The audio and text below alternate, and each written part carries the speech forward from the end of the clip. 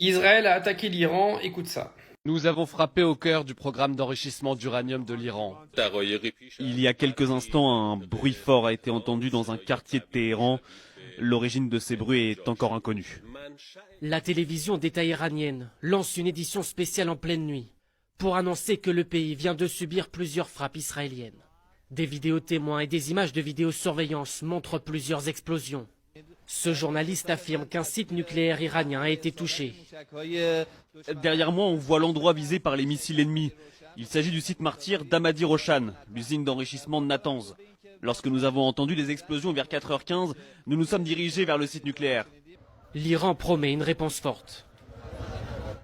Les forces armées répondront certainement à cette attaque sioniste. Israël paiera un lourd tribut et doit s'attendre à une réponse forte des forces armées iraniennes. Selon une source militaire israélienne, Tsahal a mené plusieurs dizaines de frappes dans la nuit.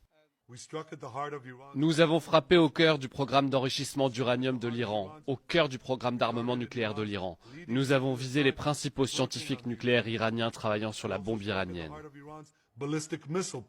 Il assure que l'opération durera autant de jours que nécessaire. Le chef de l'armée israélienne affirme qu'il n'avait pas d'autre choix que de lancer cette offensive. Les services de renseignement ont montré que l'Iran est plus proche que jamais d'obtenir une arme nucléaire. Nous n'avons pas le choix. Nous agissons contre une menace imminente et existentielle. Il a également concédé qu'il ne pouvait pas promettre un succès absolu aux citoyens israéliens et que le bilan sera différent de ce à quoi ils sont habitués. Ah bah oui, hein, autant mettre toute la population israélienne à risque. De toute façon, c'est ce qui va se passer. Un jour ou l'autre, Israël va s'en prendre une et c'est les civils qui vont payer les conséquences des actions de leur gouvernement. Hein. Eux, ils seront bien cachés, ne vous inquiétez pas. Ça, c'était la première chose. La deuxième chose, c'est qu'aujourd'hui, on est dans un monde fantastique. Donc, vous avez des pays comme Israël qui sont munis de l'arme nucléaire, financée en les 3/4, encore une fois, par les États-Unis. Mais l'Iran, elle, n'a pas le droit d'avoir l'arme nucléaire pour se défendre. Non, mais ça, c'est une hypocrisie occidentale qui me fascine. C'est-à-dire que vous avez des pays qui ont le droit de se doter de l'arme nucléaire, mais pas les autres. Vous m'expliquez, en fait, c'est quoi le principe ?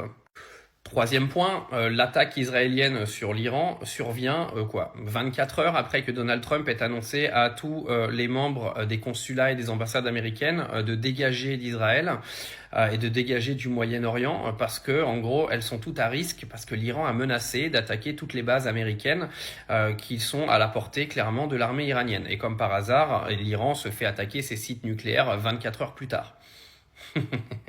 Donc vous n'allez pas me faire croire que cette attaque a été menée par Israël seul. Pour moi, c'est une attaque qui a été commanditée par Donald Trump et les États-Unis. Et comme d'habitude, ils se servent d'Israël pour attaquer directement l'Iran. Parce que oui, les États-Unis se servent toujours d'intermédiaires pour aller attaquer leurs cibles. Donc clairement, moi je vous le dis, ce n'est pas une attaque d'Israël. C'est une attaque qui a été préparée par les États-Unis depuis bien longtemps. Sinon, ils n'auraient pas fait évacuer leurs ambassades et leurs consulats 24 heures plus tôt. Et que tout ça est absolument pas bon, parce que je pense qu'on se dirige vers une troisième guerre mondiale si on continue à ce rythme-là.